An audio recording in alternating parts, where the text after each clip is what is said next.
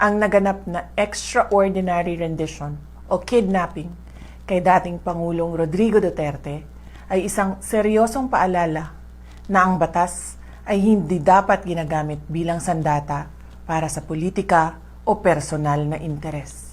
Ang pagyurak sa karapatan ng isang individual sa pamamagitan ng mga irregular na proseso ay hindi lamang pag-atake sa katarungan, ito ay hamon sa ating pambansang soberanya.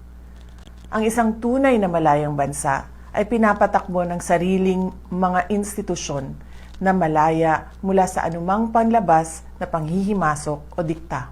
Ang anibersaryong ito ay isang panawagan para sa ating lahat na manatiling mapagmatyag.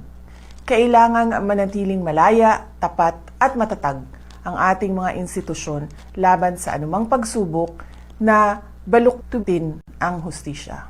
Walang sino mang Pilipino ang dapat pagkakaitan ng proteksyon ng ating saligang batas.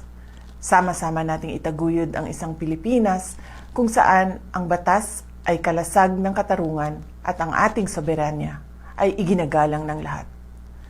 Patuloy nating ipaglaban ang dangal ng ating bansa. Mahalin natin ang Pilipinas para sa Diyos sa bayan at sa bawat pamilyang Pilipino.